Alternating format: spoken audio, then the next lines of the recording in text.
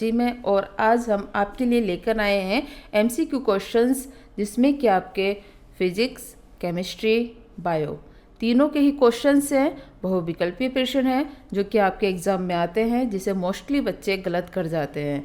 तो इसीलिए वीडियो को पूरा देखिएगा, लाइक कीजिएगा, चैनल को सब्सक्राइब भी कर लीजिएगा, साथ के साथ बेल आइकन को भी दबा दीजिएगा।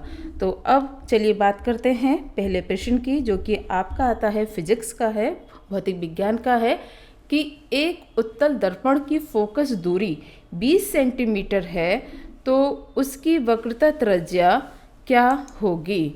तो इसमें इसका सही आंसर आएगा 40 सेंटीमीटर। क्यों आएगा? क्योंकि इसका फॉर्मूला होता है F बराबर R/2।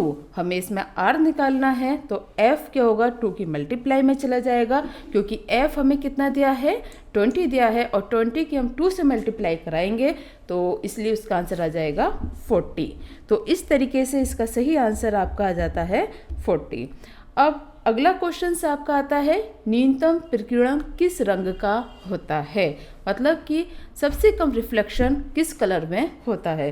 तो इसका जो सही आंसर आएगा वह आएगा रेड कलर, लाल रंग में न्यूनतम प्रकीर्णन होता है।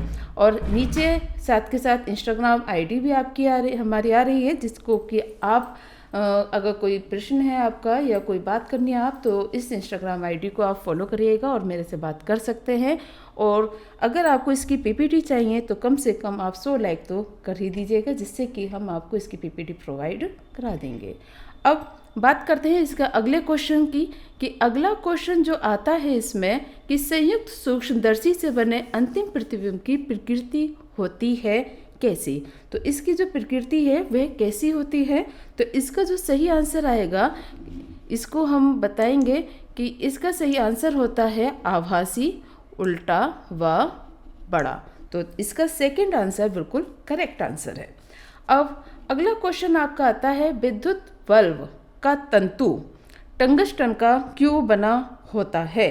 तो विद्युत बल्ब का तंतु टंगस्टन का इसलिए बना होता है क्योंकि उसका गलनांक बहुत ऊंचा होता है। इसका गलनांक जो है, जो गलनांक मतलब कि मेल्टिंग पॉइंट जिसे हम कहते हैं, वो इसका बहुत अधिक है, इसीलिए ये टंगस्टन का बना हुआ होता है।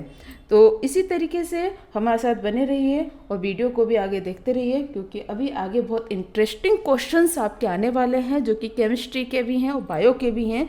तो चलिए अगला क्वेश्चन हम देखते हैं। ये आपका फिजिक्स का क्वेश्चन है ये भी, कि धारावाही परिनालिका के कारण चुंबकीय क्षेत्र की तीव्रता निर्भर करती है किस पर। तो इसका जो आप आंसर है, जिसमें सबसे पहले तो क्या दिया है कि कोड के पदार्थ की प्रकृति पर, सेकंड विद्युत धारा के परिणाम पर, या कुंडली के फेरों की संख्या पर।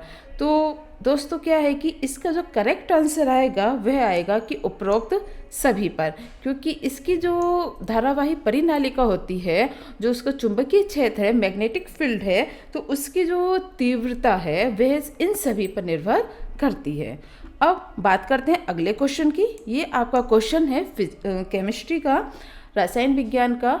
इसमें आपका कहा गया है A, B, C और D विलयनों के pH मान क्रम से 11, 9.5, 3.5 तथा 6.5 हैं। तो इसमें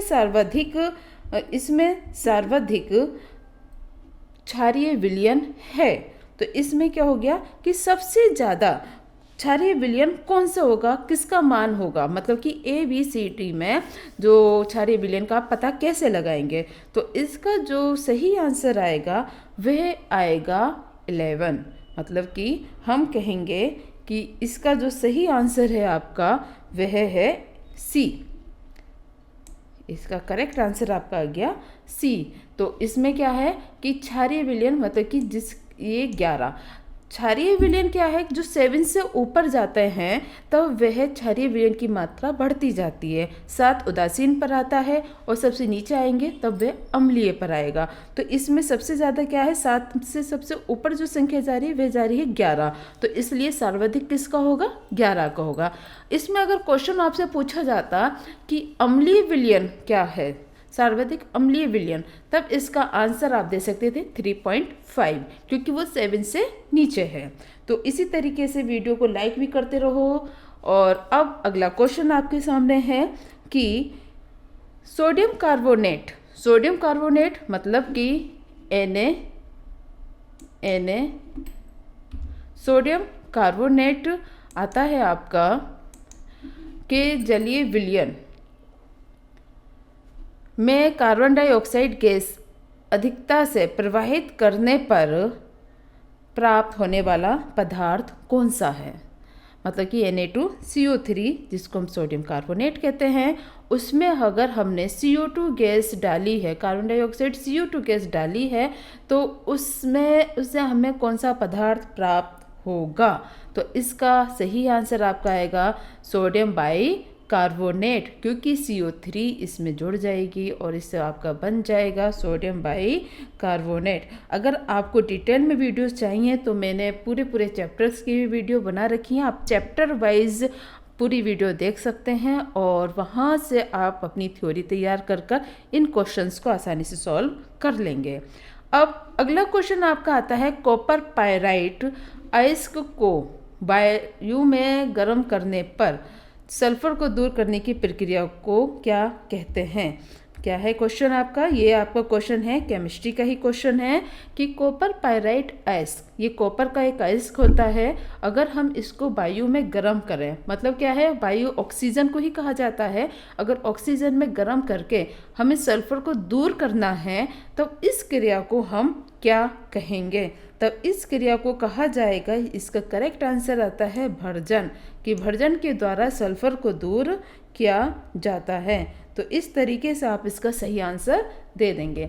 अब अगला क्वेश्चन आपका जो कि है केमिस्ट्री का ही, और ये है आपका क्वेश्चन कि सल्फर डाइऑक्साइड मतलब कि SO2 के भ्रंजक गुण का कारण है, मतलब कि जो ब्लीचिंग पाउडर वाला वो अपना गुण दिखाता है वो किस वजह से होता है, किस कारण से होता है। तो इसमें क्वेश्चन आपका यही पूछा गया है कि सल्फर डाइऑक्साइड SO2 के भ्रंजक गुण का कारण है, क्या है, अपचयन, मतलब कि इसमें क्या होता है, रिडक्शन होता है, अपचयन होता है। तो इसका सही करेक्ट आंसर आपका आता है रिडक्शन या अपचयन के कारण इसमें भ्रंजक गुण होता है। अब अगला क्वेश्चन आपका आता है आधुनिक आवर्ती वर्गीकरण का आधार है, क्या है, परमाणु क्रमांक। ये तो अधिकतर बच्चों को ध्यान ही याद होगा दोस्तों कि आधुनिक वर्गीकरण जो है, आवर्ती वर्गीकरण दो ही है। जो शुरू में कहा गया वो परमाणु भार पर कहा गया था, जो आधुनिक बाद में कहा गया है वह है परमाणु क्रमांक, कि परमाणु क्रमांक के आवर्ती फलन होते हैं। तो इसका करेक्ट आंसर क्या जाएगा, परमाणु क्रमांक। अब बात करते हैं अगले क्वेश्चन की इसके, कि इसका अगला क्वेश्चन क्या है। वीडियो को लाइक करते रहिएगा, साथ के साथ में बेल आइकन को भी दबा दीजिएगा। अब अगला क्वेश्चन भी आपका दोस्तों आता है केमिस्ट्री का ही, कि निम्नलिखित में सजातीय युग्म कहा जाता है जो कि एक जैसा हो, मतलब कि अगर उसमें एल्केन है तब वह एक जैसी है, या रासायन उनके क्रियात्मक समूह हैं तब एक जैसे होने चाहिए, तब उसको हम सजातीय युग्म कहते हैं। या फिर एल्केन जो है उसमें जैसे कि आप ये देख रहे हैं कि जो आपकी एल्केन दी गई है यहाँ पर है CH4 और ये C2H4 है, तो यहाँ पर अगर CH2 का अंतर होता है तब ये आपका सजातीय में आ जाता है, लेकिन यहाँ पर हाइड्रोजन इक्वल है इसलिए सजातीय में नहीं आएगा। सेकेंड ऑप्शन है CH3OH और CH3CHO, तो इसमें क्या है कि ये OH है यहाँ पर और ये CHO है, तो दोनों की क्रियात्मक ग्रुप अलग अलग हो रहे हैं। और अगला जो आपका ऑप्शन इसमें दे रखा है वह है HCHO और CH3CHO, मतलब क्या है कि ये CHO है ये भी HO है, मतलब कि एल्डिहाइड ग्रुप दोनों में एक जैसे हैं। तो इसीलिए इसका जो करेक्ट आंसर आएगा वह आएगा C, मतलब कि एल्डिहाइड ग्रुप इसमें समान है, तो इसलिए क्या हुआ, ये सजातीय श्रेणी में आ गया है।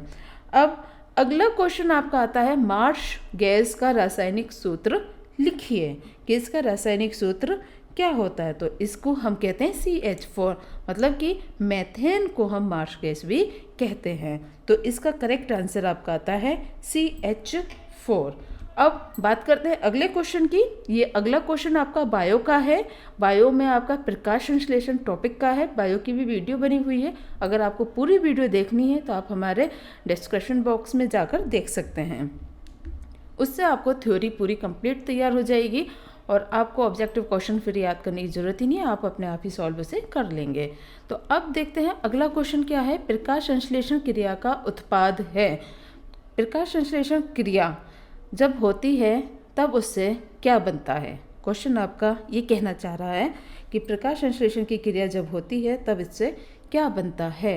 तो इसका जो करेक्ट आंसर आएगा वह आएगा मंड। ये इसका जो करेक्ट आंसर आपका आता है कि इसमें आपके ऑप्शंस दे रखे हैं। पहला है प्रोटीन, वसा, मंड, खनिज लवण। तो करेक्ट आंसर आपका सी आता है कि मंड इसका इसमें बनता है। अब अगला क्वेश्चन है निम्नलिखित में उभयलिंगी जंतु कौन सा है? तो उभयलिंगी जंतु आता है जोंक। इसमें इसका करेक्ट आंसर आपका आ जाएगा जोंक, जो कि उभयलिंगी जंतु में आता है।